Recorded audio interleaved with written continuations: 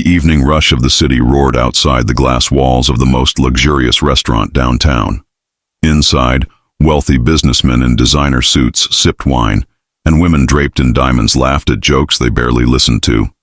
Amid this glittering world of privilege, the doors creaked open, and in stumbled a barefoot little girl, her hair matted, her clothes torn, her eyes wide with the hunger of someone who had not eaten a decent meal in days. The maitre d' gasped, in horror, ready to grab her by the arm and shove her back into the cold streets. But before he could, the girl walked straight past him with a determination far bigger than her tiny frame. Every diner stopped mid-bite as her small voice echoed across the hall. "Sir, can I eat with you, Daddy?" The words were directed at the wealthiest man in the room, the man nobody dared disturb, the billionaire tycoon known for crushing competitors without mercy.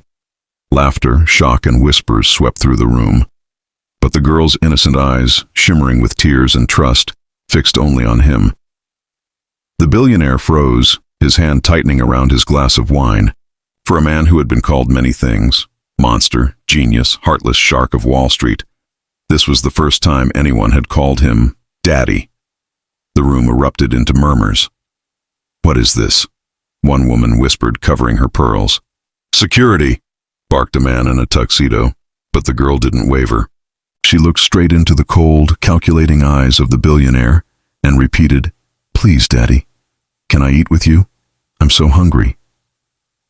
The weight of her words seemed to crush the air itself.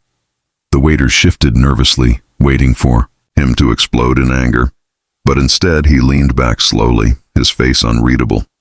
He had spent decades building walls around himself, walls made of money, power, and pride. Yet here was a child who had walked straight through them with nothing but her need. The silence grew unbearable, and then he gestured to the chair beside him. Gasps filled the restaurant. The billionaire's closest associates exchanged horrified glances. The little girl, trembling, climbed onto the velvet chair, her tiny body dwarfed by its size. She clutched her stomach as if afraid the food would be taken away before it even came. The maitre d', stammering, asked, "Sir, should we bring something?" The billionaire's voice, cold but steady, replied, "Bring her the best we have. Tonight she eats as my guest." The shock waves of his command spread like fire. Plates of golden-crusted bread, steaming pasta, and roasted meat were rushed to the table. The girl reached for the bread first, tearing into it with desperate hunger, crumbs spilling down her shirt. She chewed too fast, her eyes darting like a wild animal afraid of losing its meal. The billionaire, who had dined with kings and presidents, felt his throat tighten. For the first time in decades, he pushed his own plate away and simply watched, his heart cracking open with every bite she took. Memories he had buried long ago surged back.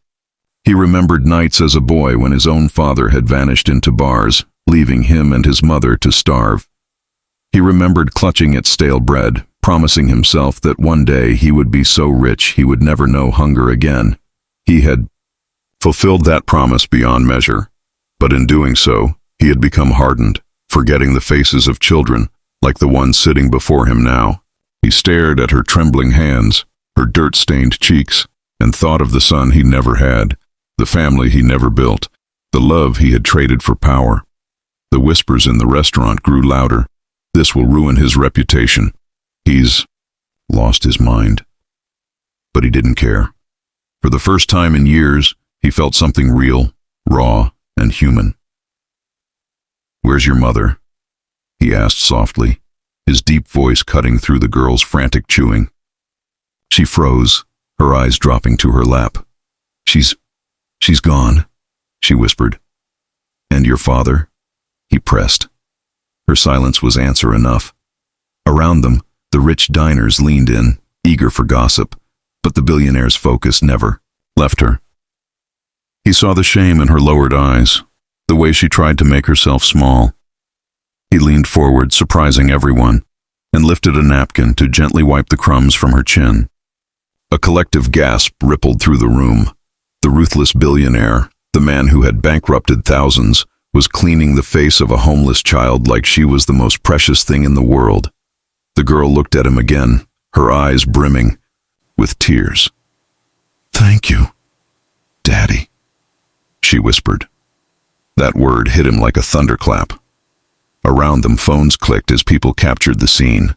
Some smirked, already imagining headlines mocking him. But the billionaire didn't care. His chest ached with something he hadn't felt in years: belonging. He realized this child wasn't asking for food alone. She was asking for safety, for family, for someone to see her. And in that moment, he decided he would not fail her.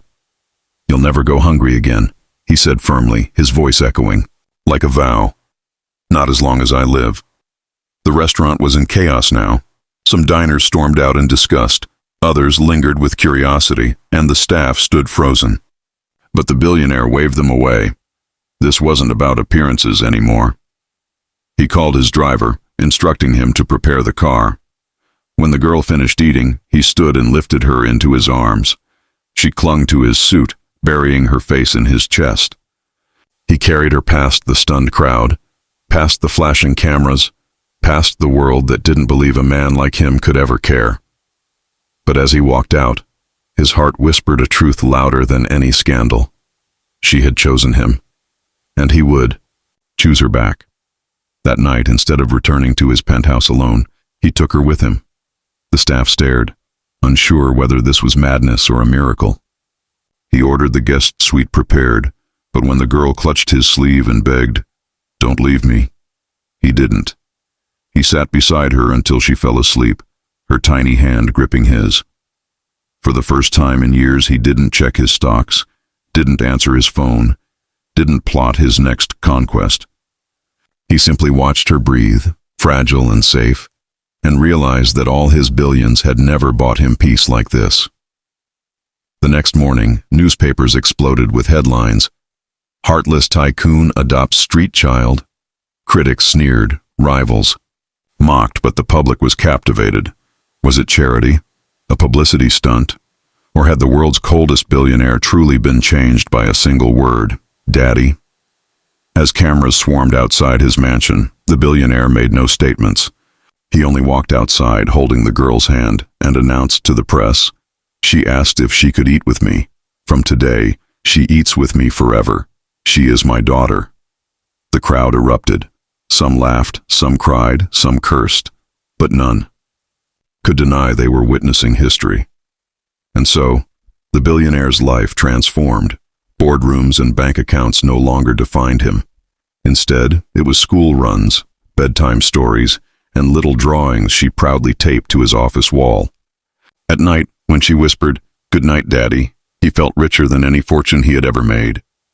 The girl who once begged for scraps now had a home, a family, and a father, not by blood, but by choice. And the man who once thought love was weakness learned that the greatest wealth of all was hearing a child's voice call you Daddy, and knowing you had earned it not with money, but with heart.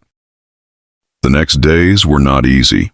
The billionaire, who had once been praised only for his ruthless business acumen, suddenly found himself the subject of endless media storms. Paparazzi camped outside his gates. Tabloids ran headlines like "Billionaire's latest investment, a homeless child," and critics on talk shows sneered, saying it was all a publicity stunt. The girl, too young to understand the noise, clung to his side whenever cameras flashed. At board meetings, shareholders questioned his judgment. "Our empire is crumbling in the press because of your charity project," one executive hissed, but the billionaire didn't flinch. "If a little girl eating at my table makes our empire crumble," he said coldly, "then maybe it was never strong at all." His words silenced the room, but he knew the war had only just begun. At home, however, he discovered a new kind of battle, one with bedtime fears and fragile trust. The girl would wake up crying in the night, whispering that shadows reminded her of alleys where she once slept. He would sit beside her, holding her tiny hand, telling her, "You're safe now. Daddy's here." Sometimes she tested him, stealing food and hiding it under her pillow, afraid it might disappear again. Instead of scolding, he gently placed more food in her stash, proving to her that security was not temporary anymore. Slowly, her eyes began to soften, her laughter began to return, and for the first time in his life, the mansion echoed with the sound of a child's joy. But the outside world was not ready to accept his choice. High society parties that once begged for his presence, now whispered when he walked in with the little girl holding his hand. A woman in jewels scoffed. Does he really think he can pass her off as one of us? Another muttered, she'll never fit in. She'll ruin his legacy. The girl overheard once, her face falling as she asked him quietly, Daddy, do I embarrass you? The billionaire felt fire rise in his chest. Kneeling down to her eye level, he said with unshakable firmness, You are my pride. Don't ever doubt that. They're the ones embarrassed, because love is something they'll never afford. Tears welled in her eyes, and she hugged him tightly as if to never let go. Meanwhile, rivals in the business world plotted to use his new weakness against him. They spread rumors, leaked false stories that the girl was a scam artist's pawn, and pressured child services to investigate. Officials came knocking, clipboard in hand, questioning whether he was fit to care for a child. The billionaire, who once only knew how to fight in courtrooms and stock markets, now fought in the most important battle of his life, the right to be called Daddy. He hired the best lawyers, but when the girl stood trembling in front of the judge and whispered, Please don't take me from my daddy. He's the only one who ever wanted me. The courtroom fell into stunned silence. Even the judge's eyes glistened. The investigation ended, but the scars of the ordeal lingered. That night, sitting by the fireplace, the billionaire confessed. To her, something he had never admitted to anyone. You saved me, he whispered. She blinked in surprise. How did I save you, Daddy? He smiled sadly. Before you, I had everything. And nothing.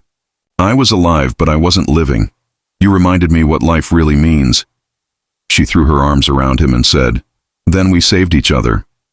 And in that moment, the walls of loneliness he had carried for decades finally collapsed. Word of their bond began to spread beyond gossip. Ordinary people saw in the story something that inspired them. Strangers sent letters saying, I adopted because of you, or I finally forgave my father after reading about you. The billionaire, once feared for his cruelty, became a symbol of unexpected compassion. His empire, instead of collapsing, flourished even more, because people trusted him not just as a businessman, but as a human being. Investors who once doubted him now praised him. The man who builds bridges in life, one magazine wrote, can surely build bridges in business. Shutinin, but not all hearts changed. Some of his estranged relatives who had once abandoned him reappeared, demanding explanations. Why her? A cousin sneered during a family dinner. She's not blood. You owe your legacy to us, not some street rat. The billionaire's eyes turned to steel. Blood makes you related. Love makes you family. She's my daughter. You are strangers. With that, he stood and left the table, holding the girl's hand, leaving his relatives fuming in silence. For the girl, who had once felt unwanted by the entire world, those words were worth more than diamonds. Slowly, she began to blossom under his care. Her grades improved, her smile became brighter, and her laughter filled the halls once filled, only with the echo of emptiness. The billionaire watched proudly as she discovered a love for music, playing the piano with a passion that melted hearts. At a charity gala, she performed for the first time, her small fingers dancing across the keys. When the audience stood to applaud, she looked straight at him and said into the microphone, I dedicate this to my daddy, who gave me more than food. He gave me a life. The billionaire, a man once known as unshakable, wiped his tears openly in front of the crowd. Yet the world, as always, tested them again. A tabloid scandal fabricated a story that the billionaire was only keeping her for sympathy points, planning to abandon her when the attention faded. The girl saw the headlines and panicked. Daddy, are you going to send me away? She asked, voice trembling. He took her hands, looked into her eyes, and spoke with a power that silenced every doubt. The day I send you away will be the day my heart stops beating. You are my daughter for life. She broke down into tears, clinging to him tighter than ever, and for the first time she believed with no fear. By now the city had changed its tone. No longer was it scandal. It was legend. The story of a billionaire who found his soul in the eyes of a homeless child spread like wildfire. People pointed at them on the streets not with scorn, but with admiration. "There goes the man who proved love is worth more than money," they whispered. And every night, when the girl snuggled into his arms and whispered, "Good night, Daddy," the billionaire smiled, knowing he had won the greatest deal of his life, not in dollars, not in contracts, but in love eternal.